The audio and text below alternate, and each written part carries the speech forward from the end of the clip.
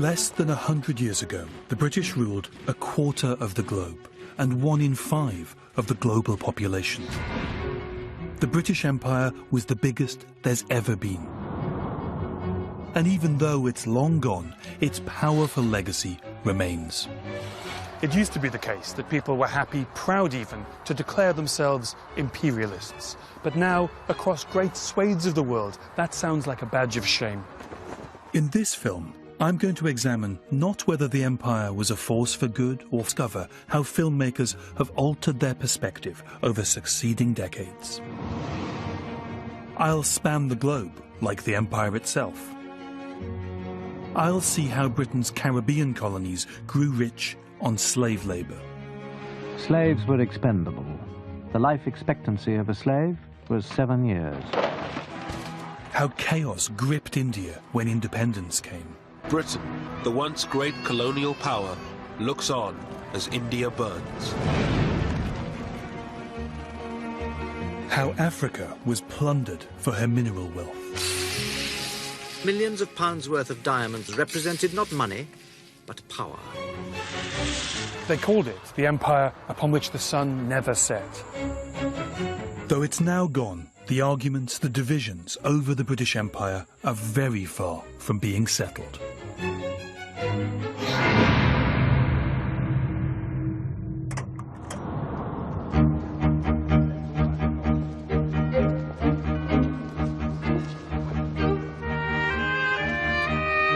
Oxford is where many of the masters of empire came for their education. The colonial officials, the district officers, the viceroys even. But one Oxford graduate left his mark on the empire in a way that overshadowed almost all others. He's a figure who provokes bitter controversy more than a century after his death. So there he is, Cecil Rhodes, the man who had the audacity, the arrogance not just to seize countries, but to even have one named after himself. It's his statue, here at Oriel College, which some say recalls the very worst side of the empire. And because of that, he has no right to remain. They say Rhodes must fall. So let's look first at some of these empire builders. The actor and historian Kenneth Griffith was one of the first to take on Cecil Rhodes, more than to take a degree at University College. The master wouldn't wear it, but introduced him to the provost of Oriel, saying, "They're less particular there." The provost of Oriel received him glumly, saying, "All the colleges send me their failures." What stops the laugh before it has started is that this young man ended his short life with 850,000 square miles of the Earth's surface in his own name. Rhodes named his conquest Rhodesia, now the country of Zimbabwe. Cecil Rhodes is a good poster boy for these kinds of debates about empire, good or bad. I mean, particularly because he was just one of those figures who was a colossus in terms of British imperial expansion and debates about the nature of British imperialism at the time and, of course, ever since as well. The conquered land had belonged to the Matabele tribe, under their king Lobengula. But spears were no match for machine guns and artillery. The British opened up with their field guns, and the best of Lobengula's warriors were no more. One regiment, the Mbezio, lost 500 of its 700 men. A witness to this carnage was Rhodes's young friend Willoughby, who recorded the so-called battle rather sportingly. He wrote, "The Mbezio and Ngubu regiments were practically annihilated. I cannot speak too highly of the pluck of these two regiments. I believe that no civilized troops could have withstood the terrific fire they did for at most half as long."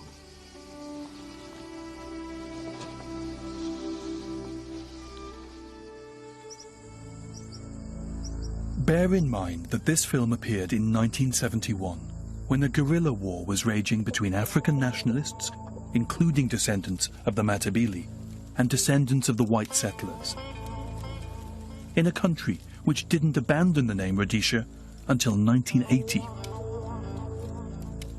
Rhodes seemed to epitomise the worst of the power-hungry imperialists come to strip Africa of her wealth. Money, money, money is ever the key to Rhodes's power. And in the year 1886, at a place that was to be named Johannesburg, the biggest gold deposit that the world has ever known was discovered. Rhodes was now 33 years old, immensely wealthy, and therefore, as he had predicted, immensely powerful. He loomed over this goldfield, they called him the Colossus, and was poised to monopolize and grab the lot. And then a strange thing happened. Rhodes loved a young secretary at De Beers, his diamond company, very much. The young man's name was Neville Pickering. Now, I'm not suggesting that this was necessarily a homosexual relationship. Anyway, it doesn't matter. Love is love and scarce enough not to quibble about. Don't you agree? Whatever, Rhodes so loved young Pickering that in 1882 he left him his entire vast fortune. The will simply reads, I, C.J. Rhodes, leave my worldly wealth to N.E. Pickering. And at that very time, Rhodes was informed that Neville Pickering was mortally ill in Kimberley. Rhodes, to his eternal credit, turned his back on his gold options and fled to Pickering's bedside. Rhodes personally nursed and cherished young Pickering, while other money grubbers grabbed the gold. As young Pickering died, he looked at Rhodes and whispered, you have been father, mother, brother, and sister to me. You see, it is impossible to totally dislike Cecil Rhodes. Rhodes was an extremely controversial figure. He was a hero to some, but a villain to many, and not just to the people he oppressed. Many people in Britain also found him a deeply controversial figure. His obituaries were extremely critical when he died, so in his own time he was widely criticised. The film suggests Rhodes even had a touch of Hitler about him. So how fair is that? I don't think that even someone as imperialistic as Rhodes quite had that approach in South Africa. There was a broader kind of civilizing mission. And I'm not sure that the Nazis had that. I don't think they thought that they were civilizing inferior people. They thought that they were in a life and death struggle with them. That heartfelt critique of Rhodes, the man who planted the seeds for the 1970s turmoil in southern Africa, feels as pertinent today as when it was first broadcast 45 years ago. That film pretty much set the pattern for debunking imperial heroes. And the following year, 1972, in a wide-ranging series on the empire, filmmakers once again homed in on Cecil Rhodes. Rhodes' personality still dominates this club. There are some 27 pictures of him on its walls, a fitting tribute to the man whose mastery of business deals astonished and discomforted many. He played company off against company until finally he took the jackpot. He was a multimillionaire by the time he was 35. But diamonds as jewellery, as adornments for royal crowns or women, did not interest him, any more than women did. For him, the millions of pounds worth of diamonds that passed through De Beers' sorting rooms represented not money, but power. Rhodes restated the imperial creed. I contend that we are the first race in the world. And the more of the world we inhabit, the better. Every acre added to our territory provides for the birth of more of the English race.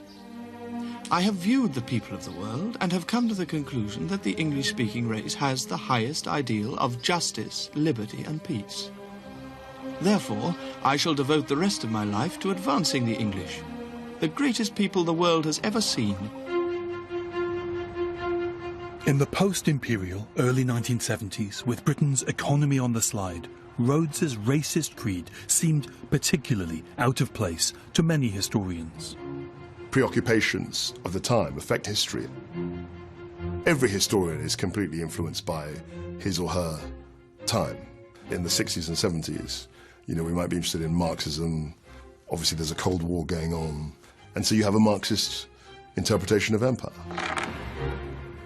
It's inevitable that in the historiography of something as vast as the British Empire, there are going to be different generations of historical approach and interpretation and vicious debates within each generation. But it would be wrong to think that the failings of these giant characters, like Cecil Rhodes, only emerge long after they're gone. Controversy has always swirled around certain empire builders, as the BBC found in 1998 when it examined Earl Kitchener of Khartoum.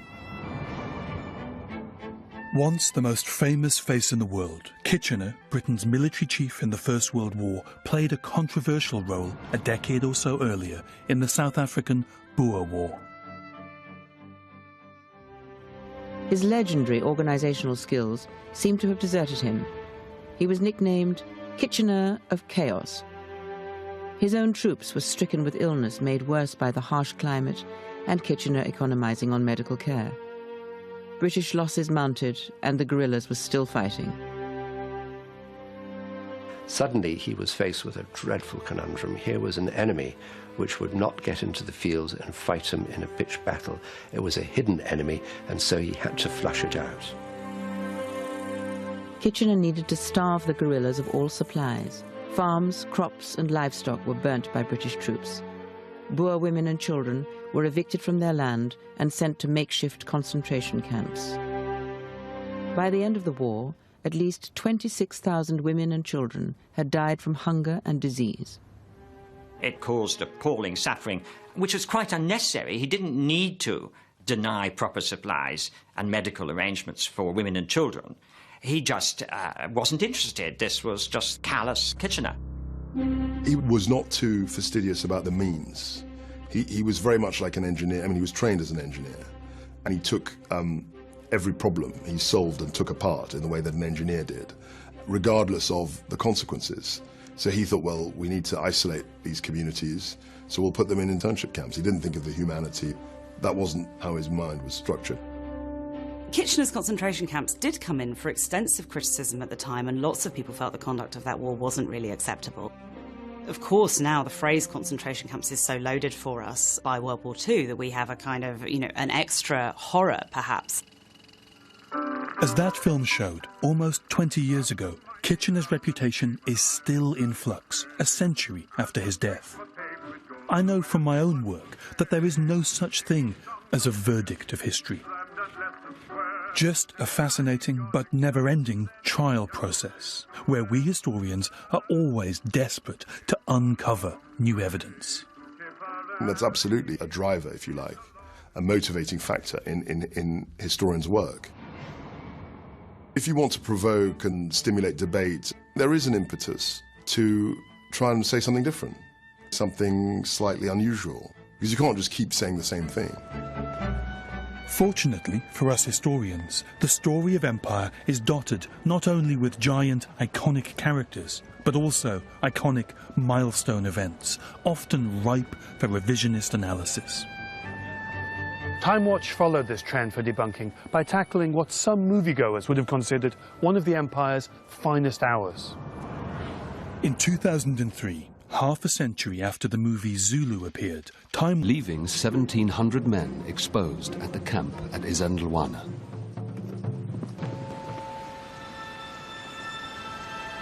"95% of the British soldiers had been killed. It was a source. Here at Rorke's Drift is the story told in the film Zulu. The garrison held off their attackers for 10 hours and were awarded 11 Victoria Crosses. Though compared to the earlier catastrophe, it was a sideshow. Yet it was this act of warfare was the fact that the British always had columns of troops, gunboats here, there and everywhere. We were always operating somewhere in very large numbers, and the losses were usually very, very small. So when you get things like Isandlwana, when you're losing sort of hundreds of troops in one day, these things, of course, really stand out, and that's why they try and, if you like, sort of switch on the victory narrative. But the shock of this defeat went far beyond its military significance. Jeremy Paxman explored that theme in 2012. He looked at how some imperialists had... In 2012, such views, of course, sounded not just offensive, but ridiculous. It's hard to believe that even in the heyday of empire, ideas like that were taken seriously. Let's not get too, with the benefit of hindsight, judgmental. But yes, I mean, there was social Darwinism, the survival of the fittest. You've got genetic theories emerging. And there is scientific racism, definitely. You know, that's part of the mix, the intellectual mix. There was certainly a sense in the air that, you know, the British were the top nation. If you look at the coverage of the Queen's Diamond Jubilee in 1897, in American newspapers, there was one editorial which was saying, you know, we must acknowledge that the British are in charge of the world. They are the kingpins.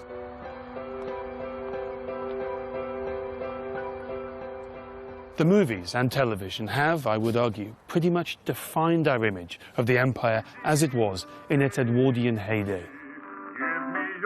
It's those crazy bright red soldiers' uniforms and solar topies. It's the world of ripping yarns, of carry on up the Khyber, of Corporal Jones and his fuzzy wuzzies who don't like it up 'em. In one sense, it's made the whole thing appear a bit comic. That sort of humour is something that we relate to. The whole idea of sending up a figure in authority or someone who's quite self-important and is a big cheese, as it were, that's something that's quite British. But as I've learnt on my trip... I said later, I fired and continued to fire until the crowd dispersed. And I consider this is the least amount of firing which would produce the necessary moral and widespread effect. 379 people were killed and 1,200 injured. The wife of the Assistant Commissioner recalls what happened after the shooting. General Dyer came in looking very sad, and we gave him a drink. And then he said, I'm for the high jump, but I've saved you women and children. Swift retribution. That was how the Raj had always maintained its authority. But at home, the sentiment which prevailed was of horror and outrage. For post-war Britain was liberal, humanitarian in its climate of opinion. Dyer was disavowed by the government and sacked. This story of the massacre recalls perhaps Britain's most shameful act during the Raj. And the filmmakers seem to underline that sense of shame once the Raj had ended in 1947. This was once the mansion of Lord Clive, the first Governor-General of British India nearly 2 centuries before. The Honourable East India Company, the Empire of India, Governors-General, Viceroys, King Emperors, all was over now. The British had said farewell at last, and India had returned to herself.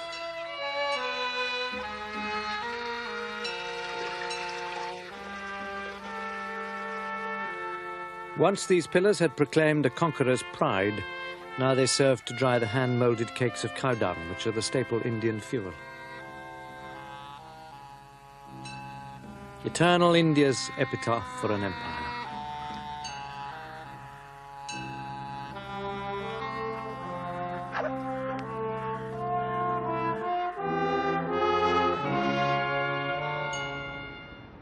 For some viewers, the film seemed to mock the very idea of empire. A former official of the Raj, Lord Ferrier, launched a debate in the House of Lords, which unleashed fierce criticism of the BBC. In the official record, Hansard, there are pages and pages of complaints. The Lords, many of them quite elderly, turned out to be the most critical audience imaginable. I was brought up in the Victorian era, when discipline, patriotism and the establishment were all respected. Today, apparently, they're dirty words. The BBC was compared to Lord Haw Haw, the radio propagandist for the Nazis during World War II. We tend to think by 1972 the empire was over and that was, you know, a new era in British politics. And of course, to some extent it was. But historical memory doesn't die immediately. A lot of the people who were objecting to this in the House of Lords and so on had lived through it, had worked in it. You know, many British families had spent not only their lifetimes but generations working in the empire. It was still a very live political issue for people at that time. The irate politicians would have been astonished to learn what had been going on behind closed doors at the BBC. The series almost didn't make it to the screen. The rows backstage, inside the BBC, about what to say about the empire were the same as those raging outside among historians and politicians. According to one of the producers on the series, then in his 30s, the BBC wanted to glorify and celebrate the empire. But the young producers were having none of it. They even talked about resigning en masse before they got their way, to tell the story, warts and all. The empire is still an incredibly political thing to discuss because its echoes are still with us so strongly. You know, it still affects so much of the world today. Certainly if we're talking about, say, the Middle East, is rooted in that history. So it is still incredibly political for many people. More than a quarter century after that row over the Empire series, India was still a controversial topic. In 1998, Timewatch invited one of our best-known historians to argue the... Andrew Roberts highlights what he believes to be historical myths of British rule in India. Of all the enduring achievements of the British in India, this railway system was one of the greatest. Ever to listen to Wagner? That filmmakers have consistently returned to the events of 1947, as historians constantly reassess the roots of the tragedy. On the 60th anniversary of partition, the BBC showed just how bitter the conflict had become. In British India, the 255 million Hindus were in a majority. India's 92 million Muslims were concentrated in the northwest and northeast of the country. The 6 million Sikhs lived mostly in the Punjab, one of the richest and most diverse provinces in India.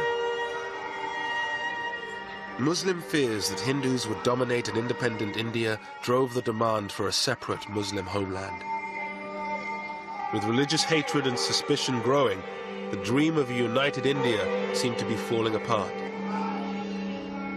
The task of managing the handover had been given to Earl Mountbatten, the last Viceroy of India, and he was in a hurry to get the job done. At a press conference, Mountbatten dropped a bombshell. Britain would not be leaving in June 1948, as had been planned, but on August 15th, 1947, just 3 months away. The whole problem was that Mountbatten tried to do this job in too short a time. To expect a country to be partitioned, a new country to be created, and within 2 months, everything went out of control. It was no question of it being too soon. It was much too late. Because, in fact, when he arrived, he saw the situation was so much more volcanic than he'd been led to believe in England. Communities that have lived together for centuries turn on each other in one of the worst communal massacres of the 20th century.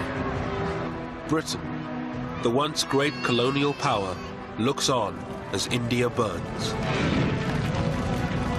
Hindus and Muslims were in the grip of madness, you know. Lunacy.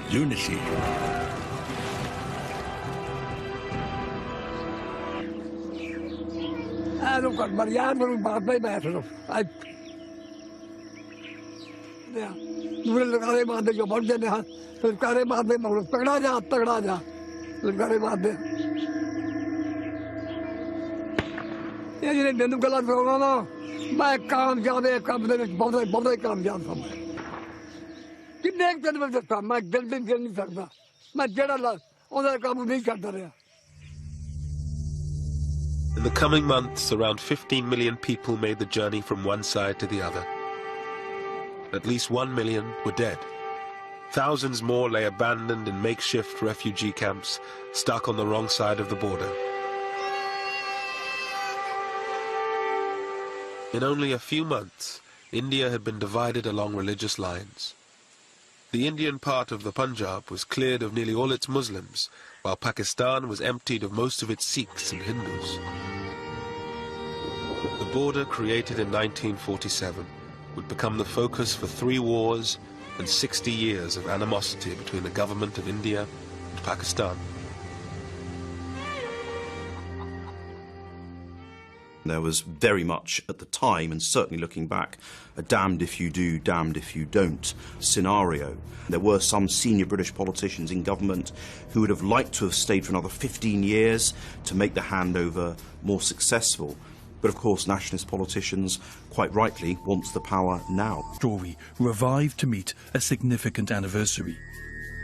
Yet even then, they serve a valuable purpose in outlining the key moments of history for a new generation.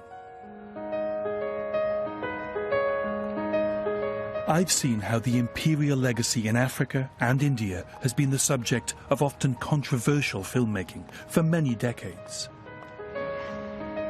Cecil Rhodes appears to have few defenders, while the motives of the Masters of the Raj were mixed, and that's borne out in the television archive. But in another part of the empire, the motive of the Masters was quite clear, and their methods despicable. An episode of the 1972 British Empire series looked at how for 200 years Britain drew riches from the Caribbean, using enslaved Africans. It took 3 years to break an African tribesman into an efficient field slave. It was known as the seasoning period.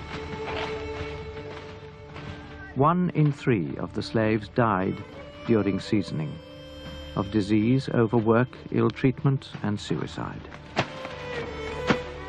They worked from dawn to dusk, with a short break for breakfast and a longer one at midday.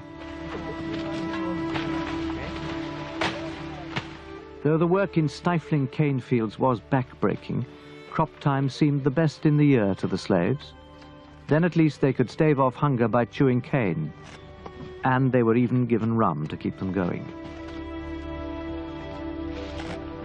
Slaves were expendable. The planters reckoned it more economic to import new slaves from Africa rather than prolong the life of those they had by better treatment. The life expectancy of a slave was 7 years. Eventually, after decades of campaigning, the abolitionists won their moral crusade against slavery. In 1833, the reformed House of Commons decreed the end of slavery in the British colonies. In the West Indies, 500,000 slaves rejoiced on the great day.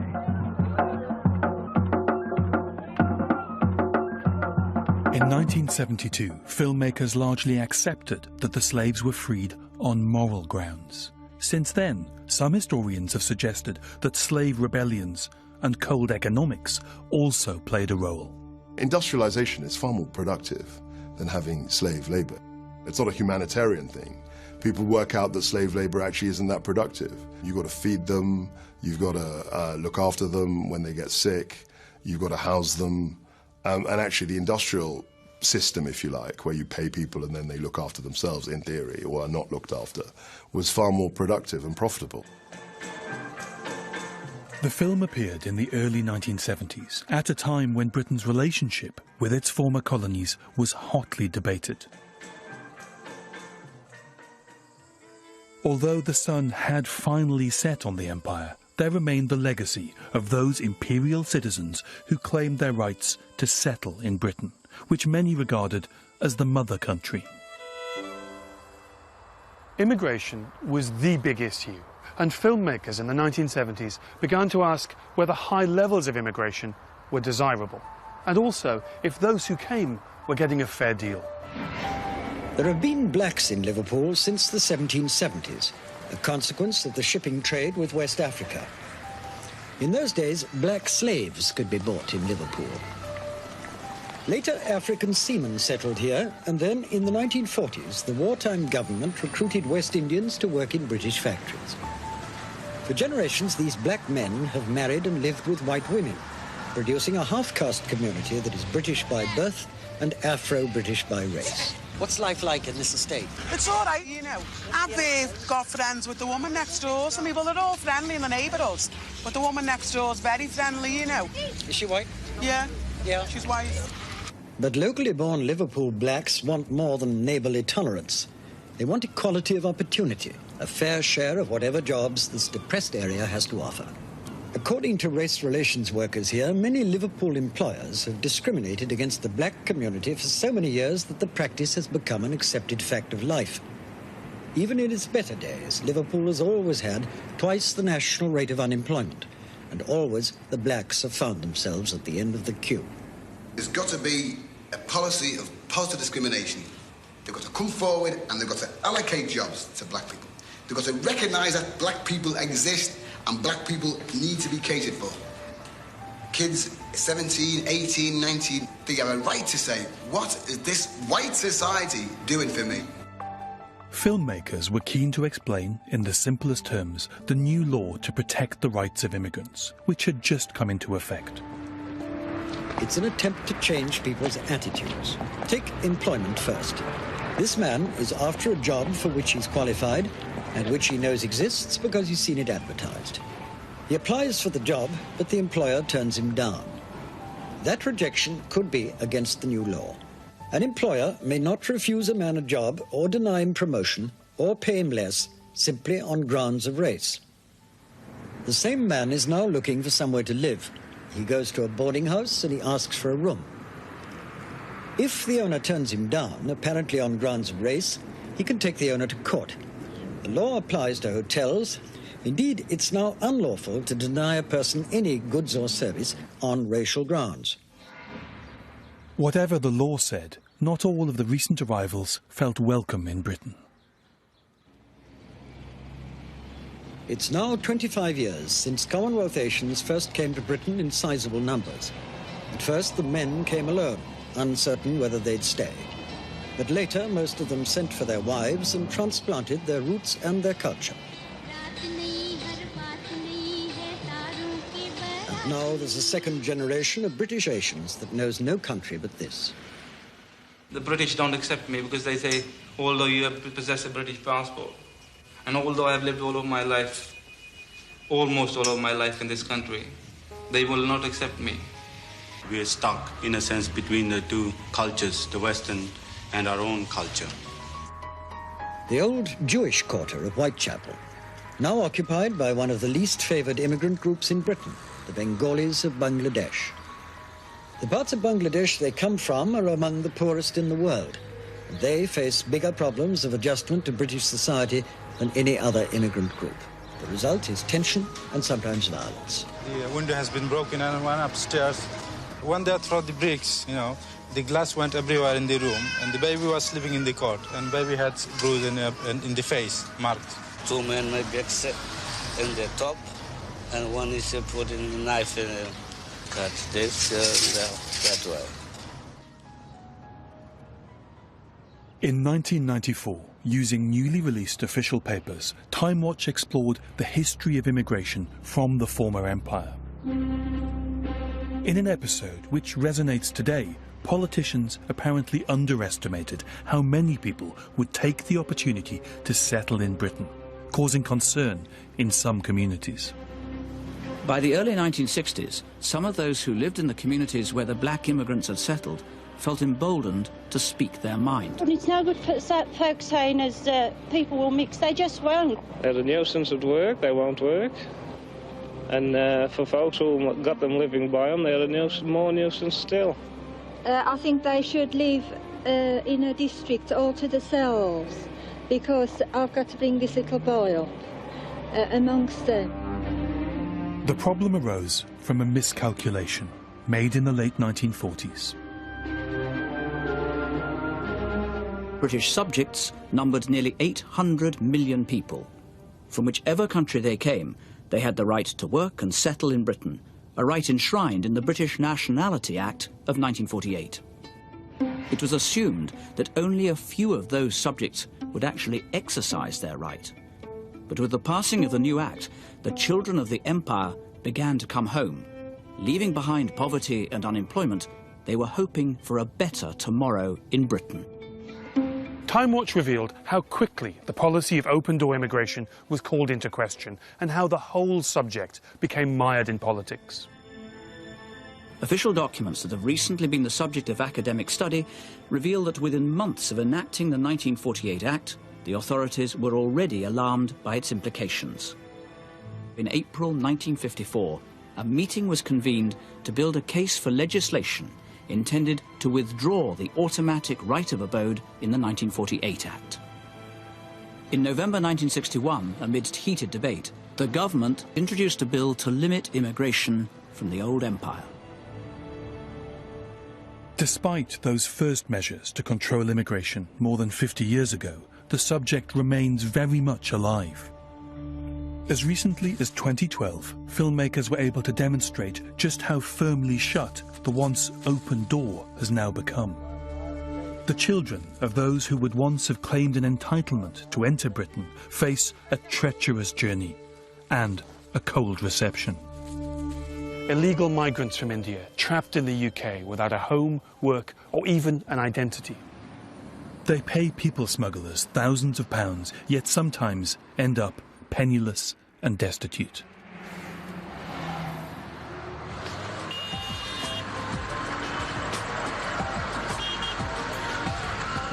Punjab, one of India's richest states. They call it the food basket of India. In the first decades after independence, hundreds of thousands of mainly Sikh Punjabis settled in the UK to fill huge gaps in Britain's workforce. Today, the criteria they must meet for a British work visa is much tougher. Agents charge up to $15,000 for a visa and the services of traffickers. There are no refunds.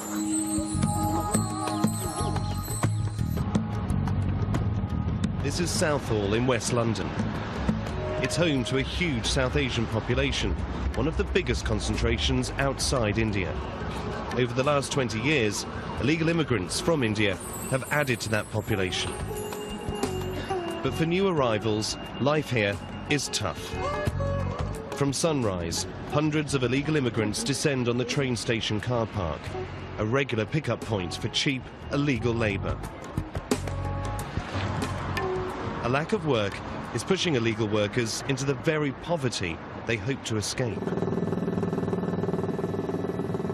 They live here, in Britain's 21st century slums. Across Southall, 2,500 poorly constructed buildings, hidden at the end of suburban gardens. They call them sheds with beds.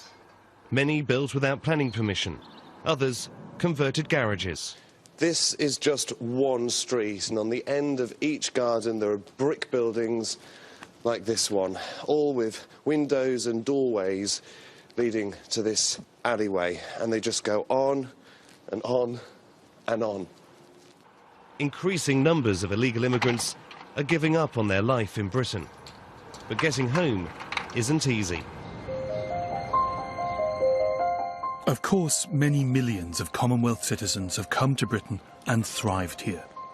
The nation that 70 years ago offered an open door to all its former subjects is no longer so welcome. We live in today is a consequence of empire. My parents were from Ghana, or the Gold Coast as it then was. They wanted to continue their education in what was even then called the mother country, the kind of seat of empire, if you like. I mean, I wouldn't be here if it hadn't been for the British Empire. Delving into the Empire archive has reminded me of one important principle. History can never be entirely objective. Historians and filmmakers must select which facts to work with, how to interpret them, and therefore the message they convey. There is a particularly robust debate in Britain about empire and about our supposed heroes or villains of our history. Now there's actually a great fashion for people saying it wasn't that bad after all. That's been going for some time, and then there's a counterbalance to that. But I think this is all part of a healthy debate. You wouldn't want to restrict what points of view people were allowed to take.